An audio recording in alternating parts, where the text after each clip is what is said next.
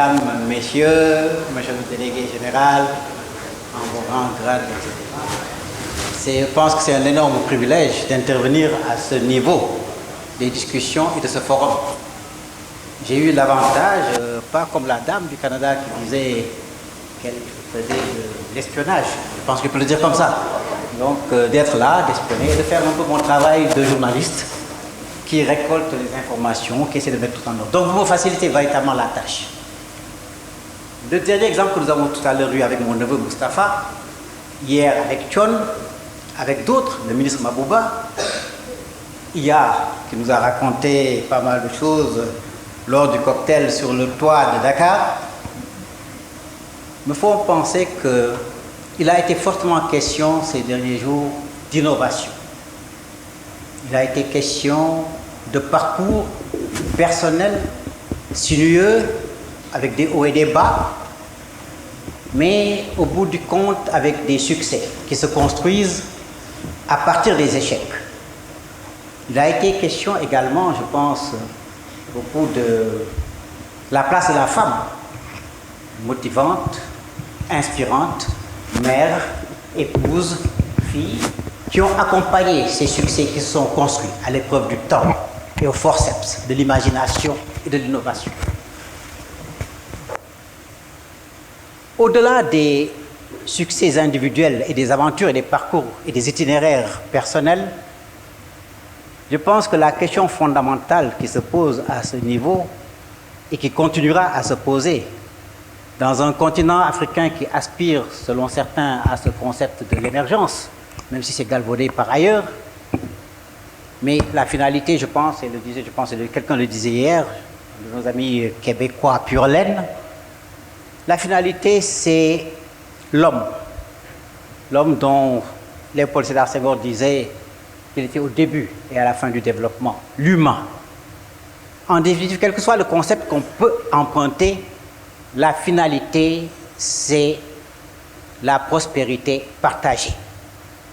Quand on dit prospérité partagée, ça veut dire qu'on met l'homme au centre de nos préoccupations. Également dans un continent qui aujourd'hui attire beaucoup d'intérêt.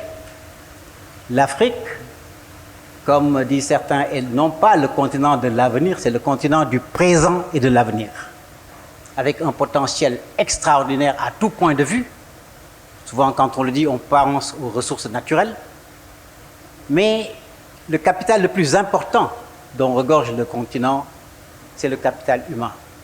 C'est vous, messieurs, dames, qui êtes pratiquement une miniaturisation de tout ce que le continent peut comporter en termes de savoir-faire, de savoir-vivre, de valeurs, de vision et d'aspiration à un mieux-être.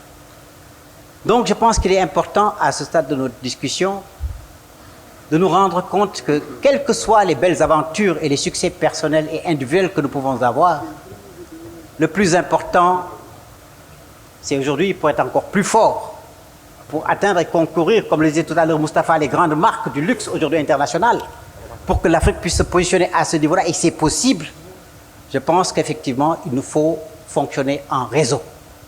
On peut être très fort lorsqu'on est un individu, mais je pense qu'on est encore beaucoup plus fort collectivement. Et comme le dit un adage wolof, donc je voudrais commencer donc ce panel en commençant par Binta Gueye.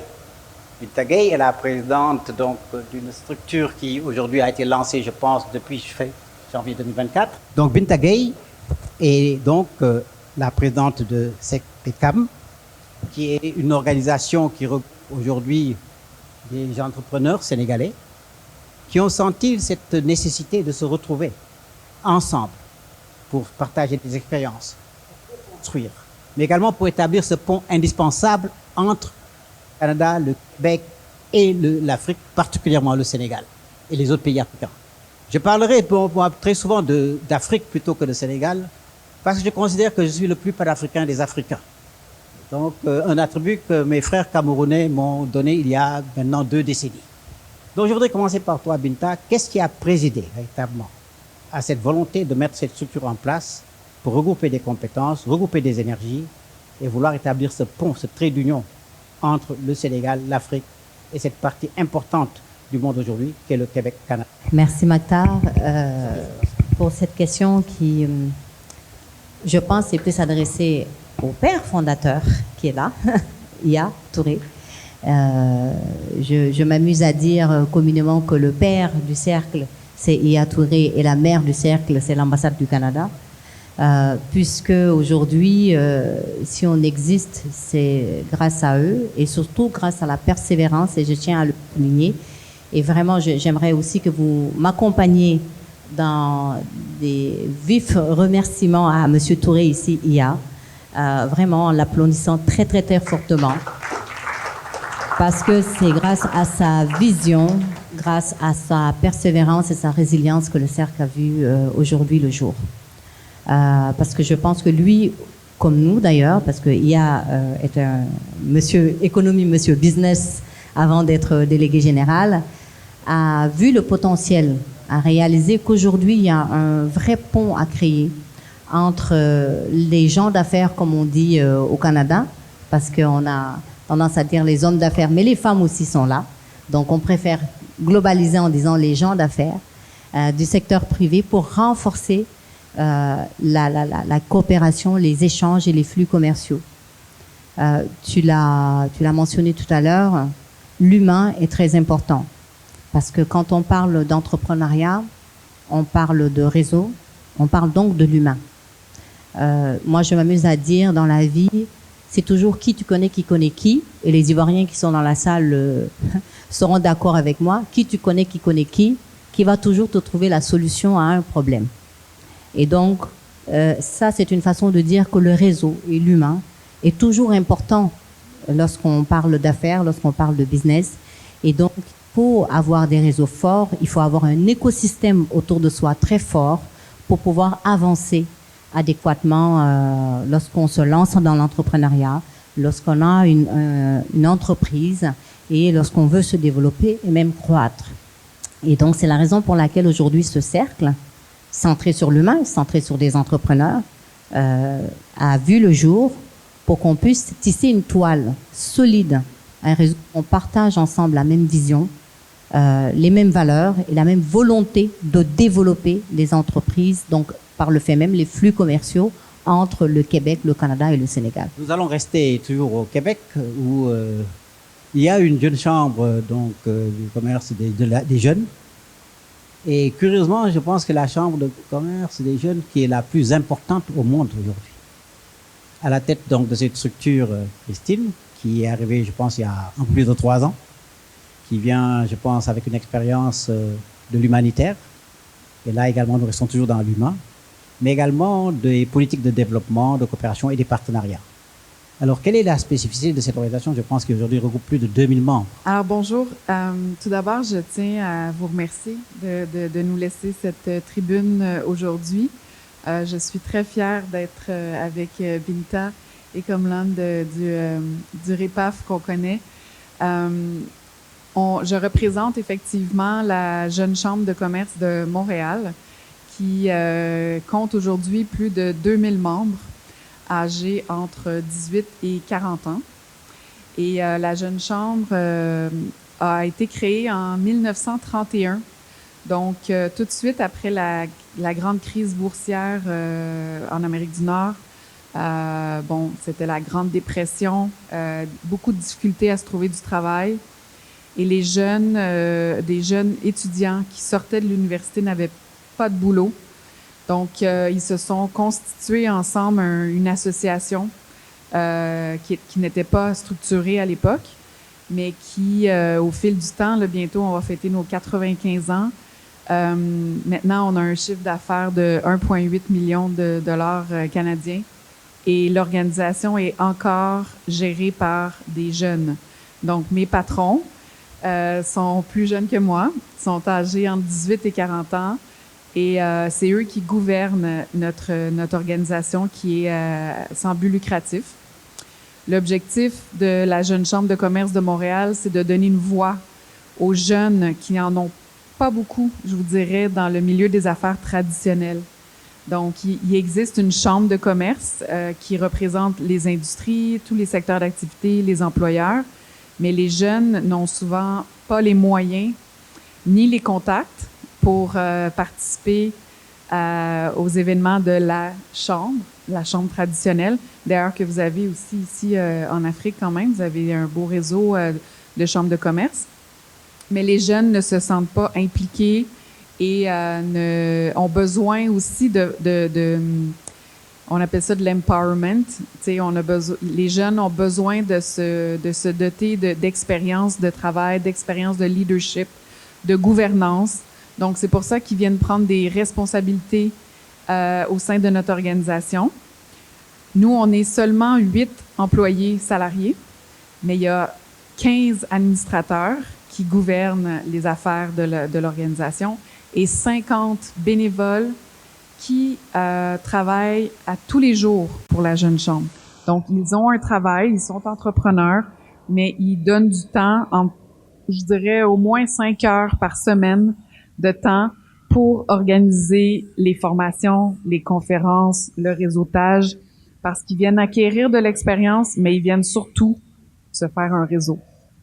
Et on pourra en parler un petit peu plus tard de l'importance et des histoires à succès. Mais donc, l'organisation fonctionne quand même depuis près de 100 ans et on a une structure de financement bien établie maintenant, mais le tout a commencé que par du bénévolat. Nous y reviendrons et je pense que c'est une expérience qui peut être dupliquée et adaptée partout ailleurs en Afrique. Elle est absolument intéressante. Et de ce point de vue, également, je voudrais qu'on partage l'expérience d'un homme qui est là sur ce plateau, comme là, monsieur. Je dis que je l'espionne depuis des années. Donc, voilà, c'est un citoyen du monde, je pourrais dire, togolais d'origine, avec son passage sénégalais à l'école polytechnique, il est ingénieur financier, et il s'est retrouvé au Canada il y a quelques années. Et aujourd'hui, il est à la tête d'une structure extrêmement importante, le REPAF. Je pense qu'il fête son 20e anniversaire au mois de juin prochain, je crois. C'est ça, quelque chose comme ça, hein, je crois. Donc, voilà. Comme là, je pense que ce serait très important de revenir un peu sur ton itinéraire.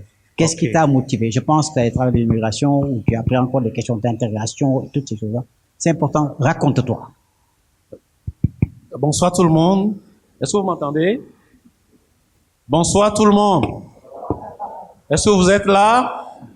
Ok, voilà. Merci Monsieur Silla et merci beaucoup pour votre question. Vous êtes extrêmement bien renseigné. Bon, le REPAF, c'est un réseau d'affaires. C'est un réseau d'affaires. Ce n'est pas un groupe communautaire. C'est un réseau d'affaires pour pouvoir se partager des informations de développement professionnel, de développement d'affaires, développement d'entreprise et tout ça. Et comment est-ce que ça a commencé? Pourquoi ça a commencé? C'était créé pour répondre à un besoin. Moi, j'étais à Montréal et puis on sentait que, évidemment, il y avait la Jeune Chambre de commerce de Montréal où j'étais bénévole avant de créer le REPAF.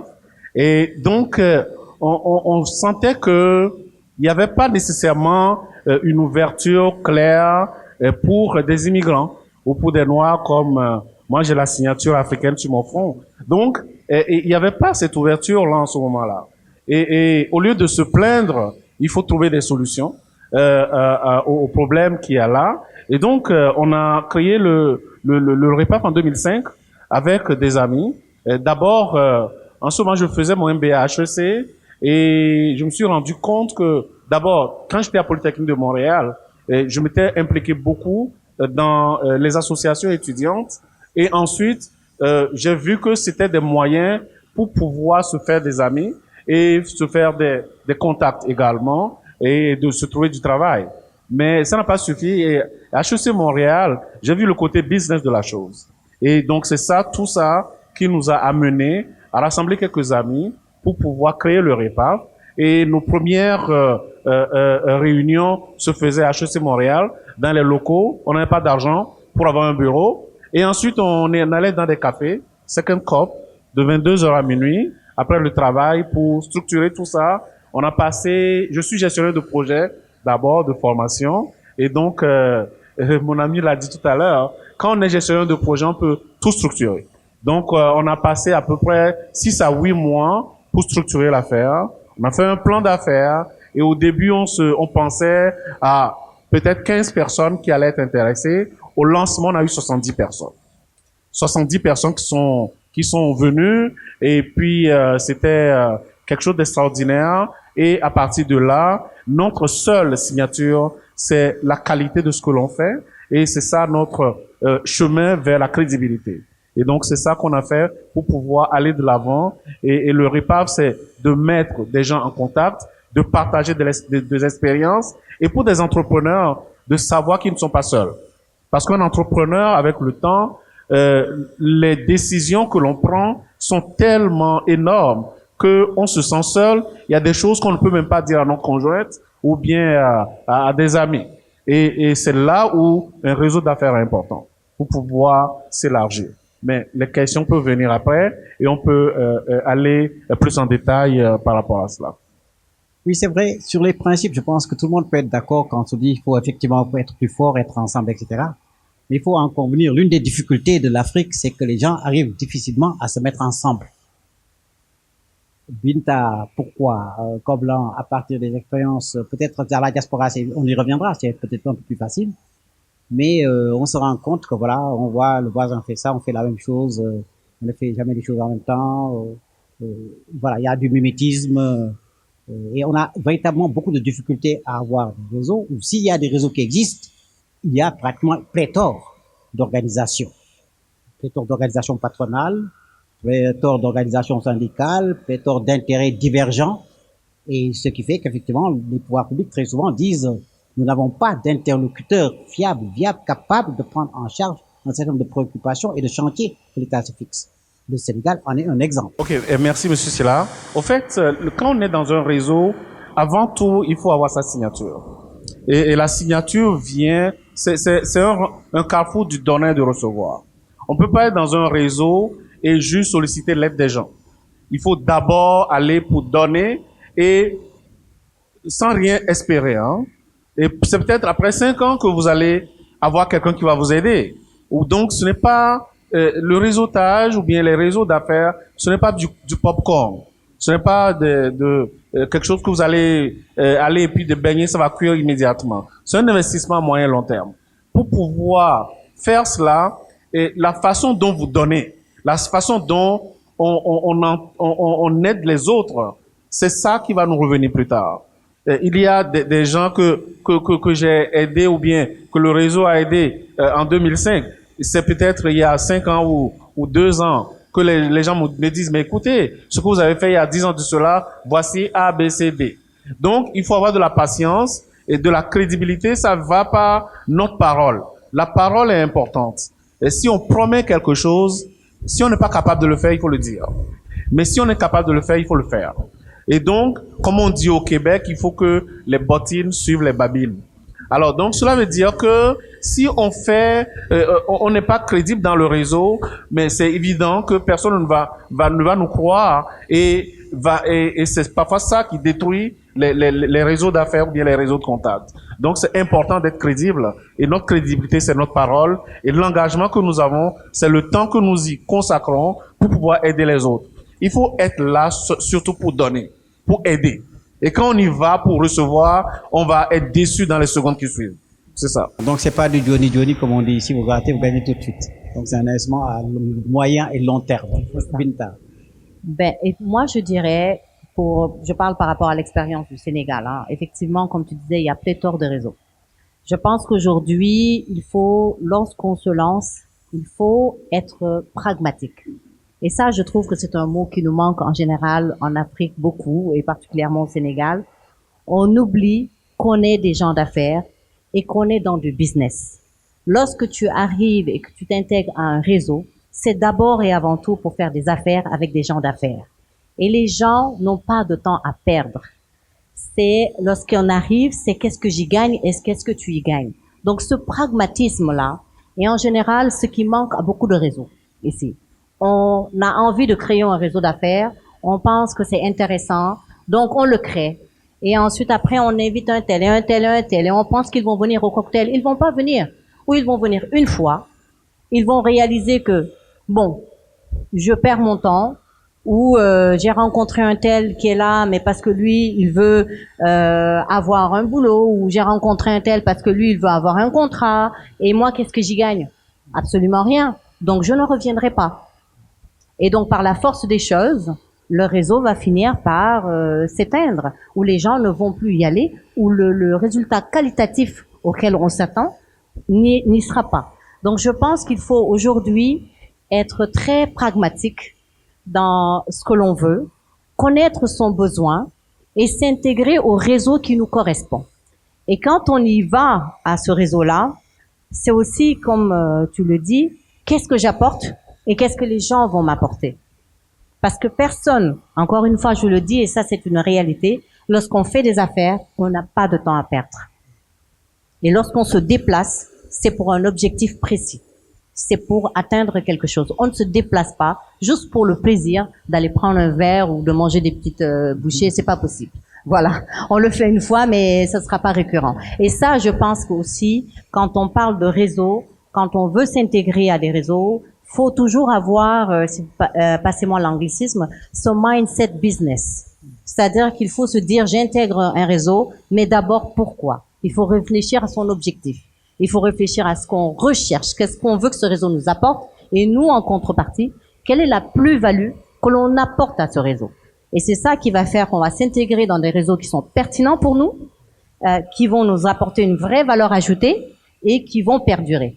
Parce que sinon, ça devient un club social. Ce n'est plus un réseau, c'est un club social. Moi, je pense absolument que c'est une question de vision, de valeurs partagées, d'objectifs partagés pour aller vers des résultats absolument concrets dans un pragmatisme, permettez-moi en francophonie de dire un pragmatisme anglo-saxon.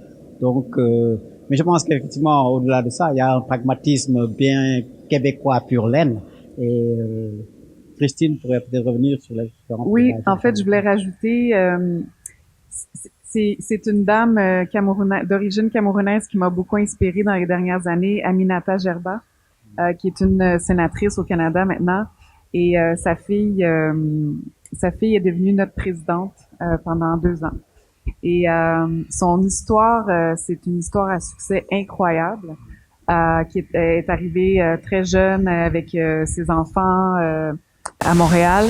Et ce qu'elle a décidé de faire, c'est de sortir de son réseau traditionnel. Donc, parce qu'on a souvent tendance à aller vers le confort ou des réseaux qui nous ressemblent. Puis je pense que c'est important au début d'être dans un safe space, comme on dit en anglais.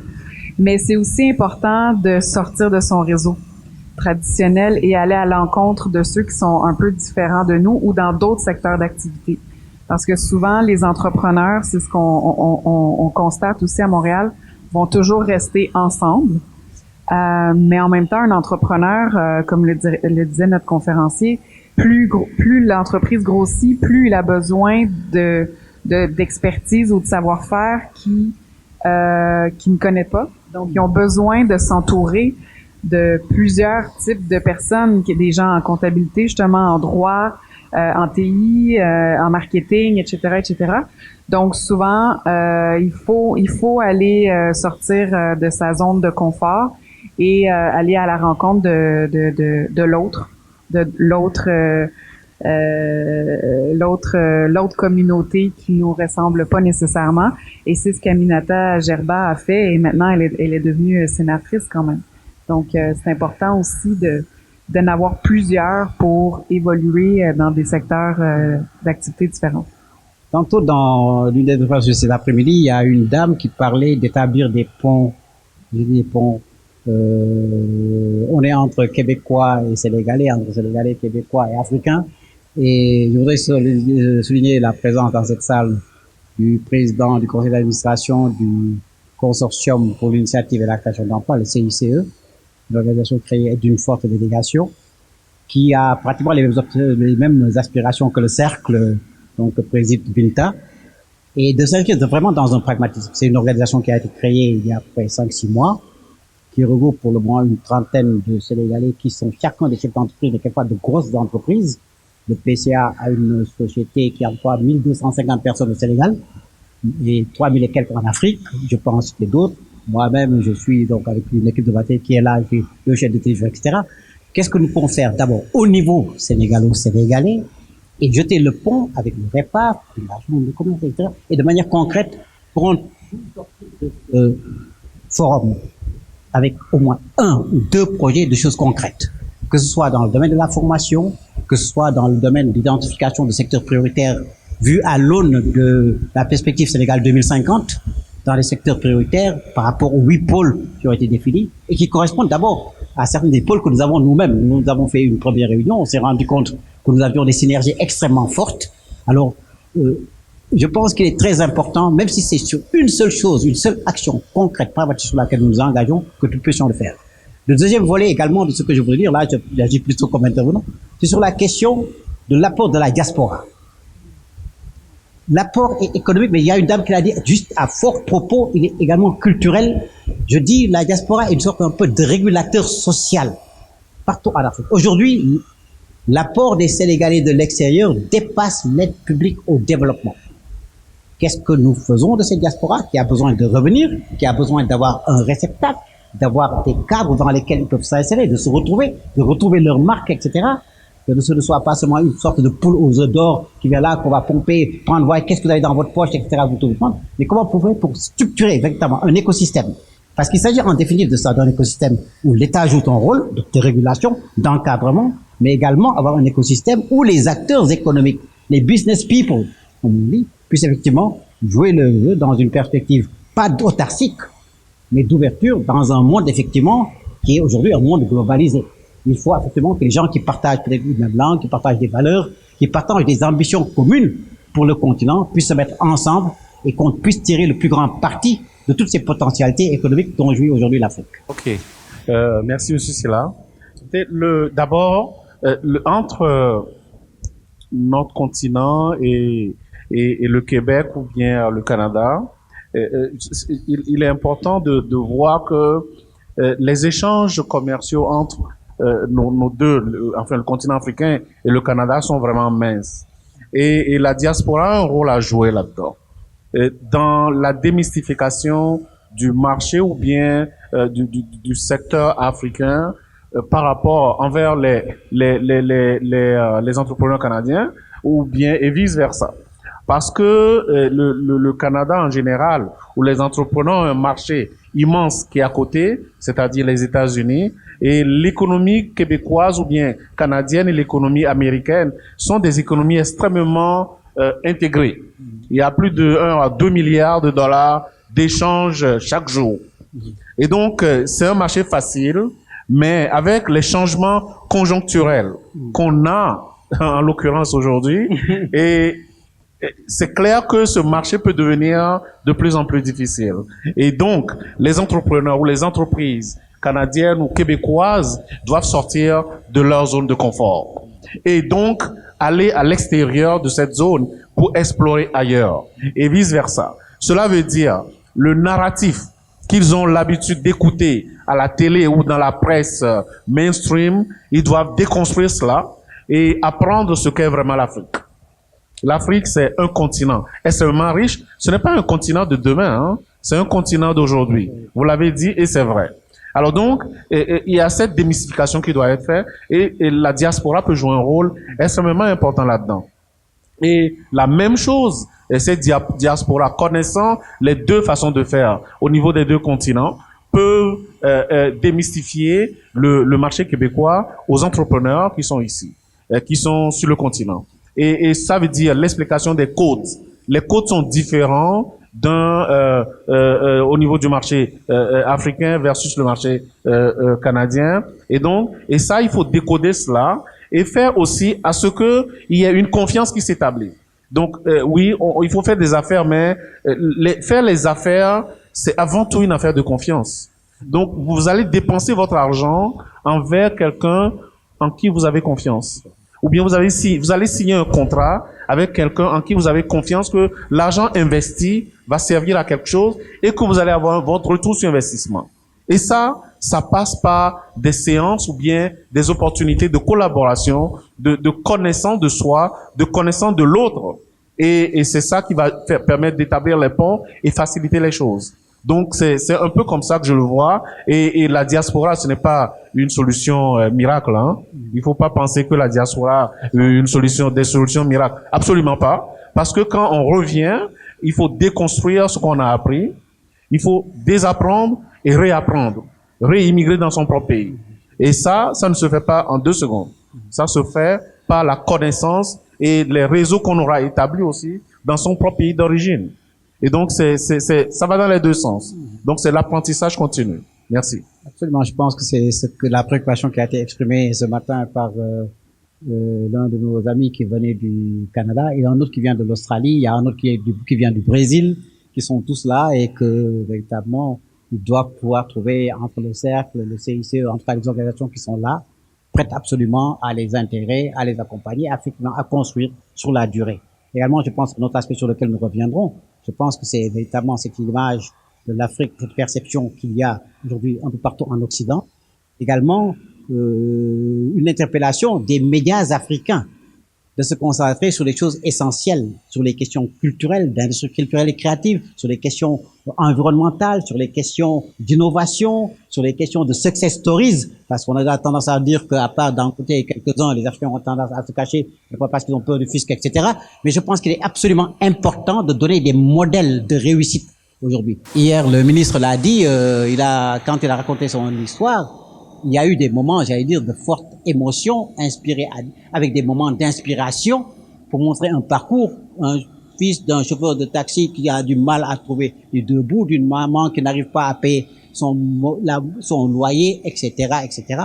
Je pense que tout ça sont autant d'interpellations qui doivent nous aider à, justement, réécrire ce narratif à la fois de manière théorique, mais également de manière très, très pratique à travers des choses concrètes. Quelqu'un l'a dit également hier, je pense qu'il faut amener les gens, leur montrer des trucs. Ce que Marat fait, ce que d'autres jeunes ont fait, ce que Tuan a fait, etc. Babouba lui-même, ce qu'il a fait. Et d'autres qui sont peut-être dans cette salle ou ailleurs.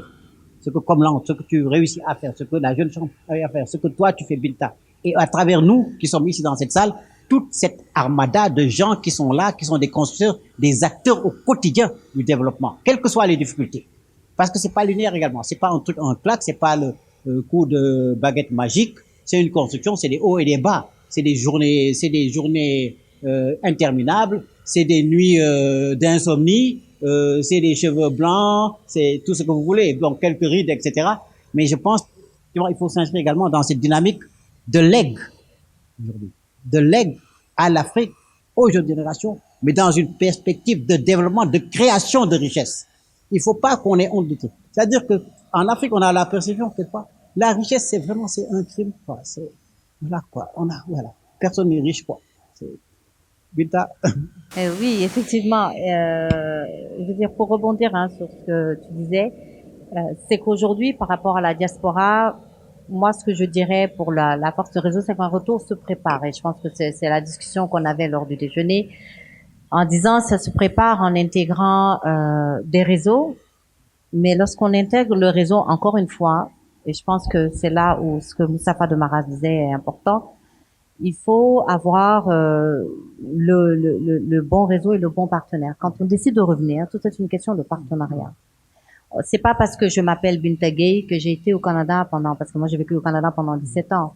Donc revenir au Sénégal, c'est pas parce que je m'appelle Binta Gueye que j'arrive au Sénégal que je vais venir en disant bon ben je reviens au pays, je vais venir travailler et que je vais m'intégrer et que ça va être facile pour moi. Ce que les gens doivent comprendre, c'est que j'ai travaillé au Canada. Donc, en l'occurrence, il est beaucoup plus facile pour moi de m'intégrer au Canada que de m'intégrer au Sénégal.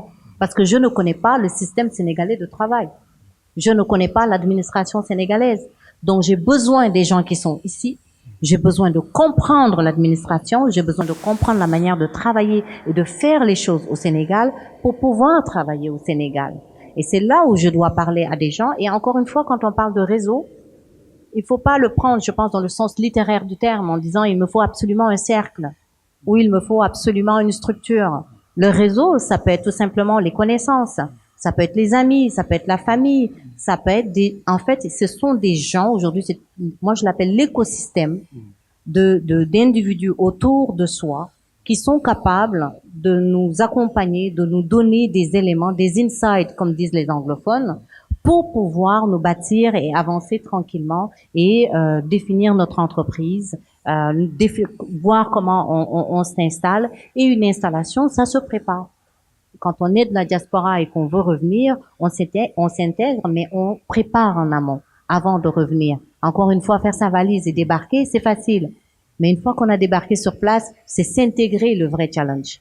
Et ça, effectivement, il faut s'appuyer sur la force de notre écosystème, sur des CICE, sur le cercle, sur d'autres structures et aussi sur les gens autour de nous pour pouvoir vraiment réussir notre retour au pays et notre aventure d'entrepreneur.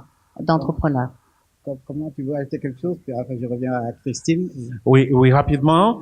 Dans le développement, je reviens un peu au thème du panel. Dans le développement de l'entreprise, l'important du réseau d'affaires va aussi vers, par exemple, la recherche de ses clients.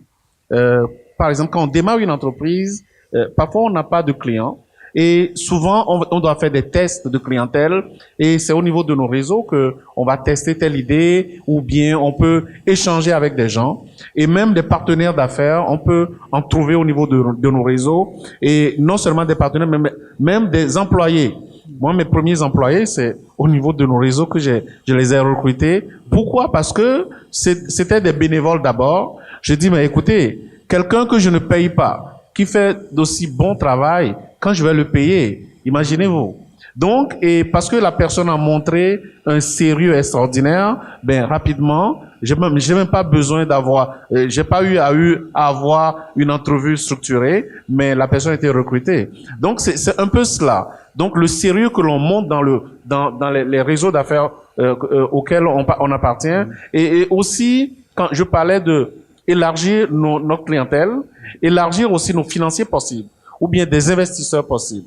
Donc, le réseau nous permet de faire cela.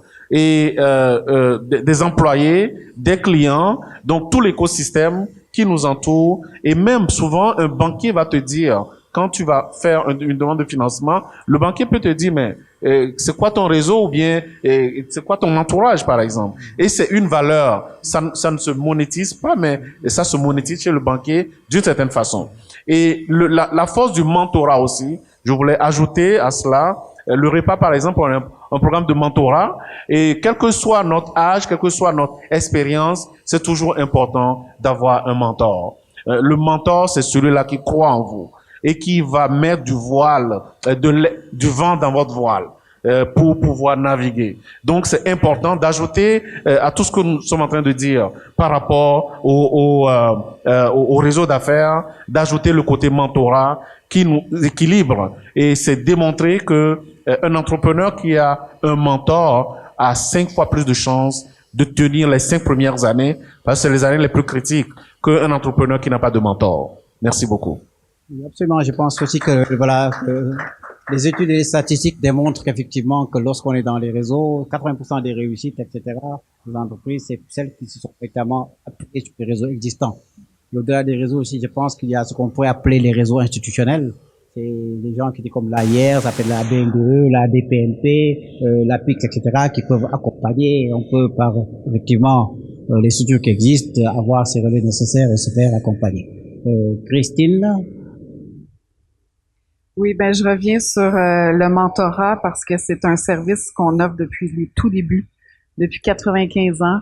Et encore aujourd'hui, on a des mentors de tous les âges, de tous les niveaux hiérarchiques et qui accompagnent les jeunes dans leur carrière, dans le développement de leur entreprise. Et ce sont les plus beaux moments parce qu'ils restent mentors et connectés à vie avec leur mentoré. Il y a une relation de confiance qui s'établit et c'est magnifique et c'est gratuit. Hein? C'est important de commencer, si vous voulez, par exemple, vous impliquer au CBCAM ou créer votre jeune chambre. Bon, il n'y a pas beaucoup de jeunes ici, mais bon, il y en a. Mais il faut savoir que il faut commencer par donner son temps. Puis tout à l'heure, comme là vous l'avez dit, et aussi Binta, pour recevoir, il faut donner. Et des fois, c'est long, ça peut prendre beaucoup de temps, mais il faut donner et un jour, vous allez récolter. Ça, c'est certain. parce que les gens apprécient recevoir de l'aide et vont vous le redonner au centuple, comme on dit. Alors, il faut pas avoir un objectif pécunier à court terme, mais il faut bien avoir un objectif quand même. Il faut être structuré dans son réseautage. Et voilà. Ce que je voulais dire aussi, ce qui est important de se mettre en groupe, en réseau, c'est l'accès aux ressources. Parce que les jeunes notamment ont pas nécessairement le dossier de un dossier de crédit, ont pas nécessairement des investisseurs potentiels qui tournent autour, qui font partie de leur communauté dite naturelle. Donc c'est important de les mettre en réseau et de nous, ce qu'on offre en fait, ce sont des accès privilégiés à des partenaires, à des donneurs d'ordre, à des investisseurs, à des leaders de la communauté d'affaires. Ce sont des opportunités qui ne pourraient se présenter devant eux sans avoir un réseau. Donc, par exemple, justement, tout le monde qui est ici aujourd'hui, c'est quand même une chance d'avoir des conférenciers de grand nom, mais sinon, ils sont très difficiles d'accès. Donc, c'est important de rester, de participer à ce genre d'événement-là parce que ça nous inspire, puis on ressort du forum en se disant c'est possible, et avec 3 ou 4 mots-clés ou expérience solution, c'est ça qu'il faut. Il faut en retenir de ces grands entrepreneurs-là. C'est toujours inspirant. Et le financement, ça a été nommé dans le panel entrepreneuriat féminin, qui est toujours un enjeu, qui est le plus grand enjeu, l'accès au financement. Ben c'est sûr que nous, à la Jeune Chambre, on a créé des partenariats avec la Ruche. On a des gens de la Ruche dans la salle pour offrir du socio-financement à nos jeunes entrepreneurs. Donc, ils n'ont jamais eu une expérience de crédit. On leur offre ils doivent créer une campagne de socio-financement auprès de leur communauté, se donnent un objectif, et si l'objectif est atteint, nous, on leur offre un petit prêt de 7 500 $, et avec un taux d'intérêt minime de 2%, juste pour qu'ils puissent se monter un dossier de crédit, pour qu'ensuite ils puissent aller chercher du financement dans les banques. Donc, c'est ce genre de produit que le collectif peut se créer parce qu'ils ont une influence, parce qu'ils sont structurés et ils ont une crédibilité. Absolument, je pense que c'est un dont on peut s'inspirer effectivement ici localement. Bon, c'est vrai, je pense que l'ADER essaie de le faire, mais je pense apprendre, on peut faire du benchmarking et voir des best practices, voir comment absolument l'adapter à notre contexte local, c'est une très bonne chose. Je pense que comme là, tu voudrais ajouter quelque chose à ce projet. Oui, merci, monsieur Silla. Oui, je voulais ajouter une nuance. Au fait, par exemple, le set dont parle Binta, c'est sûr que il faut être un entrepreneur aguerri, avec des produits, des choses à vendre ou bien en tout cas à échanger d'une certaine façon. Et ça complète beaucoup ce que des organisations comme le REPAF fait, des organisations font, je dirais, parce que là, le menu est déjà prêt, vous avez envie de manger, vous avez envie de vendre rapidement et tout ça là. Et ce que l'on fait, par exemple, d'abord, une entreprise qui est en démarrage a besoin de soutien. L'entreprise n'a peut-être pas encore un produit ou un service déjà totalement prêt, mais a besoin de raffiner sa méthode, son parcours, trouver des clients potentiels et tout ça là. Donc, c'est important qu'on mette une nuance entre ce que nous offrons, ça se complète au fait, ça se complète. C'est ça. Et donc c'est pour ça que chez nous il y a besoin de beaucoup de patience. Quand on plante du maïs aujourd'hui, ben il faut attendre au moins 3 mois pour récolter les fruits. C'est un peu de ça qu'on parle. Donc c'est ça. Merci. En fait, ce que j'allais dire, c'est que, en fait, oui, nos structures, nos organisations s'adressent à des gens d'affaires, des entrepreneurs qui sont déjà établis, qui ont pignon sur eux, qui ont des états financiers et tout ce qu'on peut dire. Mais aujourd'hui, un jeune entrepreneur qui se lance, peut aussi se constituer son réseau. Je pense que c'est de ça dont on parlait aussi. C'est-à-dire que ce jeune entrepreneur-là aujourd'hui doit ne pas être timide. Parce que je constate qu'on a beaucoup de timidité en Afrique. Et ça, je pense que c'est dans l'éducation. C'est dans nos cultures. On éduque nos enfants pour qu'ils restent à leur place. Et ça, lorsqu'on grandit, lorsqu'on vieillit, dans un certain sens, ça nous reste. Et on constate une certaine timidité lorsque les gens se lancent. On a peur, on n'ouvre pas forcément ses horizons. Et ça, il faut lutter contre ça parce que quand on est entrepreneur, je vais utiliser encore un anglicisme, on doit être un go-getter. C'est-à-dire, il faut aller, il faut foncer, il faut pas avoir peur, faut sortir des sentiers battus, faut pas hésiter quand on a un produit à aller cogner aux portes, faut aller à des réunions, des rencontres lorsqu'on est au courant que ça existe, faut aller à des salons, des foires, faut pas avoir cette gêne. Que je remarque chez plusieurs jeunes aujourd'hui, cette gêne de dire j'ai mon produit, mais j'ai un peu peur d'y aller. Parce que c'est comme ça qu'on va se constituer son réseau de démarchage, son réseau de partenaires, et qu'on va pouvoir se pousser et aller de l'avant. Voilà, donc c'est juste une question de comment est-ce qu'on définit son réseau. Et comment, encore une fois, est-ce qu'on peut capitaliser sur les humains qui sont autour de nous pour pouvoir avancer dans le cadre de notre projet? Oui, encore une fois, je veux sauter sur ça. Au fait, ce dont vous venez de parler, on acquiert, il y a certaines compétences qu'on n'acquiert pas à l'université. On ne nous apprend pas certaines choses. Et l'implication bénévole est une école extraordinaire. Et je ne cesserai de le répéter, il y a des choses, quand on s'implique bénévolement, en tout cas au REPAF et à la Jeune Chambre aussi, on apprend beaucoup de choses. Moustapha, je pense, a parlé de leadership. Il y a certaines fois, on pense, on ne sait pas qu'on est un leader. Et en s'impliquant bénévolement, ça nous donne l'occasion, l'opportunité de nous prouver sans être jugés. La première fois, quand vous prenez la parole publiquement, parfois, si vous n'êtes pas habitué, vous allez trembler.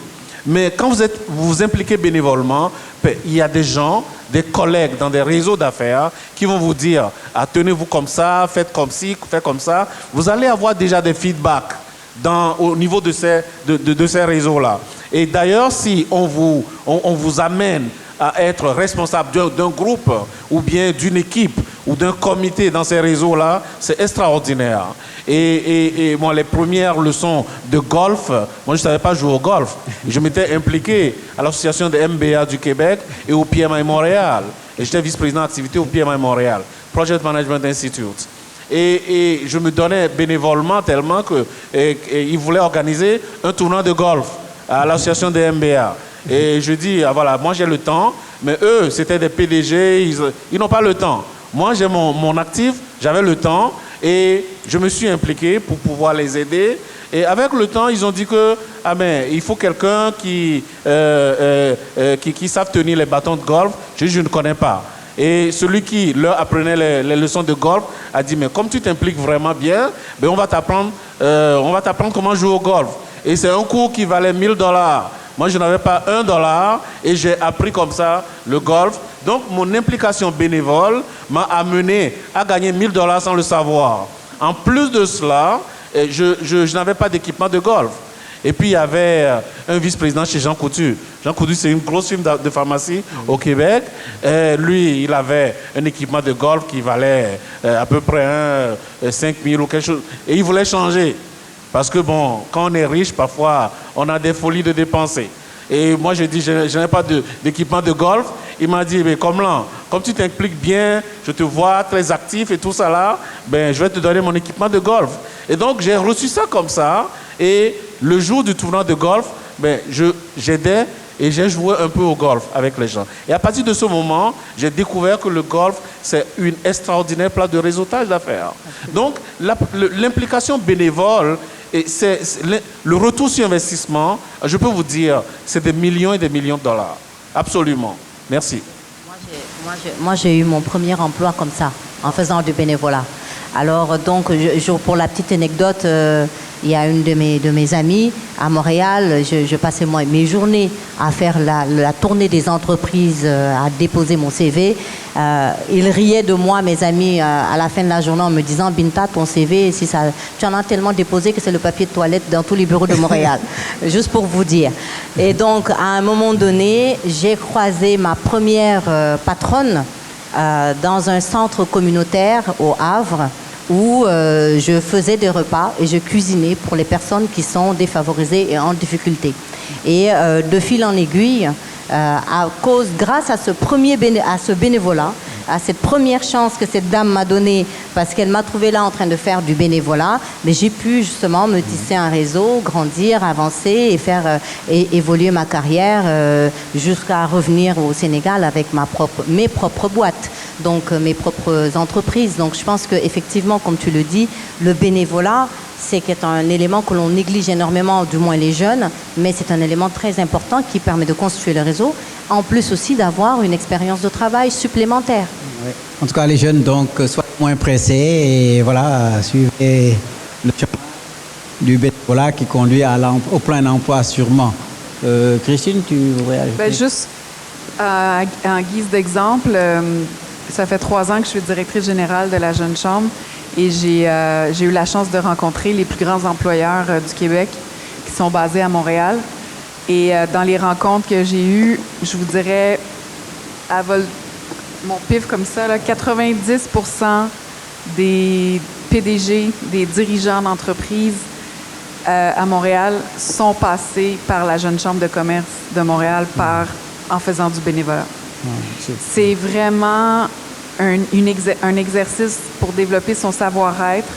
Je suis d'accord avec Komlan. Il y a des choses qu'on n'apprend pas, même dans le cadre de notre travail à tous les jours. Tu sais, je vois une Marie-Hélène Maher qui est une experte en intelligence artificielle, mais qui a été la présidente de la Jeune Chambre des femmes du Québec.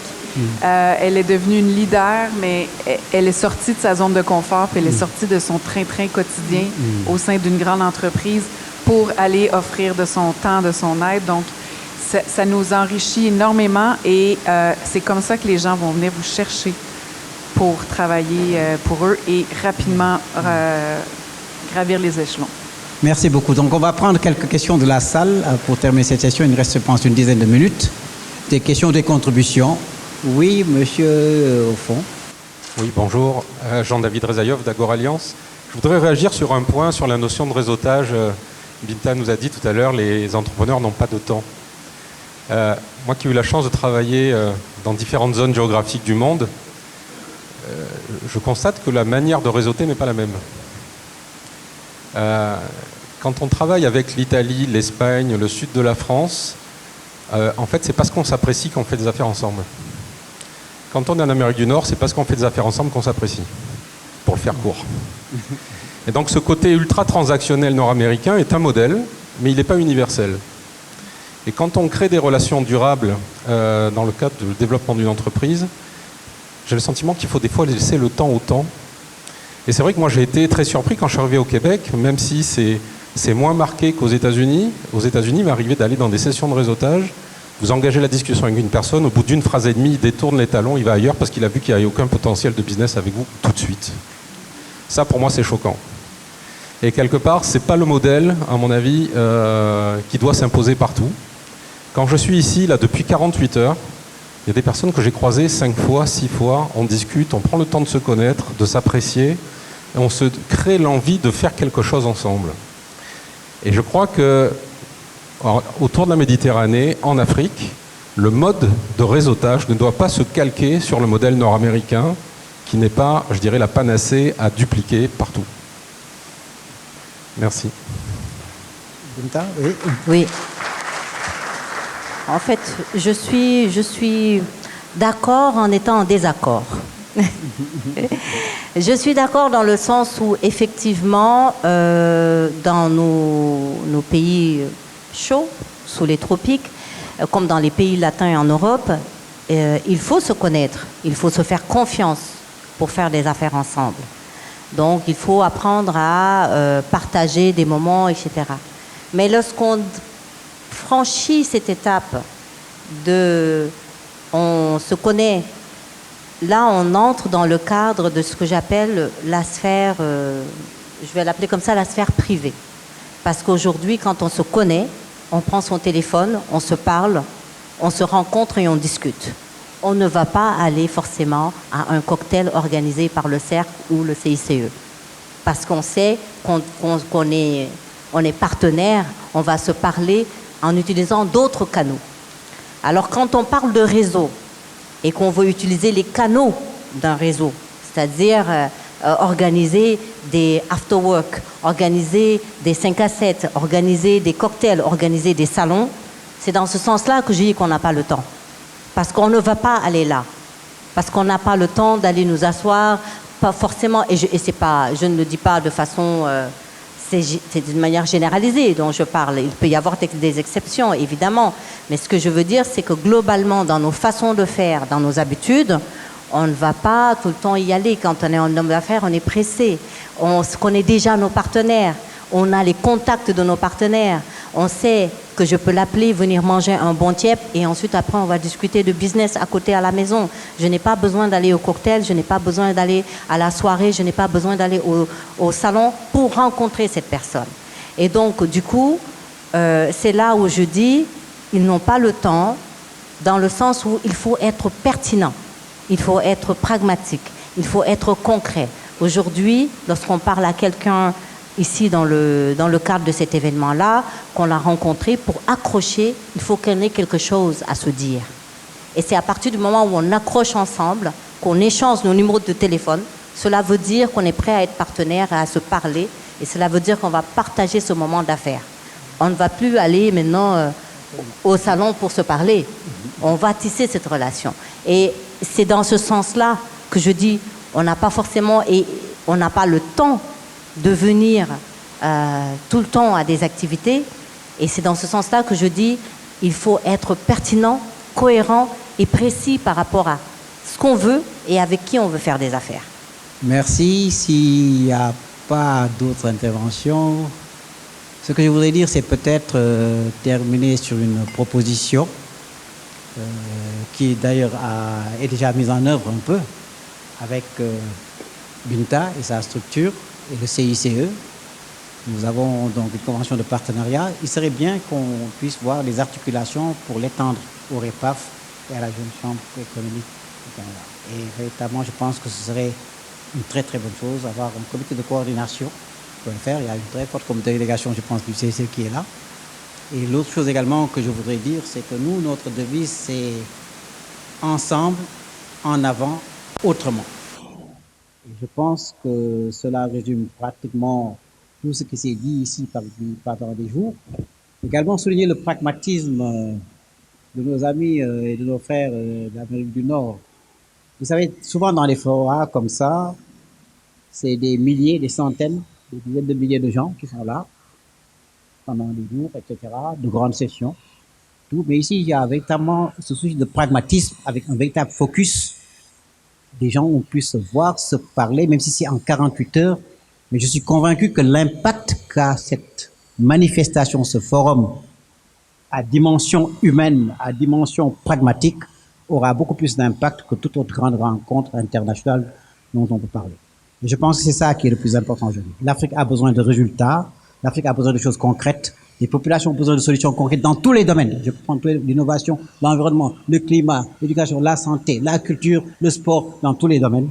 Et je pense également, et ça, je vais faire la même chose pratiquement que mon neveu Mustapha, terminer peut-être par une citation. C'est Oscar Wilde qui est c'est là l'angliciste qui parle. Oscar Wilde, qui est un écrivain irlandais, qui disait que le progrès n'est que l'accomplissement des utopies. Alors mettons-nous à l'heure des utopies pour avancer ensemble et réussir. Félicitations IA. Merci.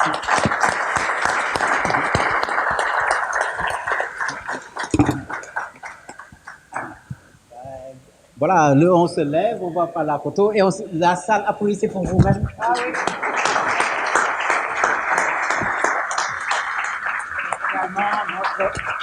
Notre charmante et talentueuse présentatrice, nos hommages et nos félicitations et tous les créateurs, tous les jeunes qui sont là et tous les doyens comme moi qui restent jeunes. Merci. Je disais, quel pragmatisme. Merci beaucoup. On voit pourquoi vous êtes Matarsila, évidemment. Une grande inspiration pour nous tous qui sommes dans la communication. Monsieur Touré, vous voudrez bien les rejoindre aussi pour la photo de famille. 2 journées inspirantes, des participants, dizaines de nationalités, 300 participants, une équipe et des partenaires qui ont travaillé d'arrache-pied pendant plusieurs mois. Le 4e Forum international sur l'entrepreneuriat de la délégation générale du Québec à Dakar tire à sa fin. Bravo à toute l'équipe qui est derrière, que vous ne voyez pas, mais dont on sent le travail.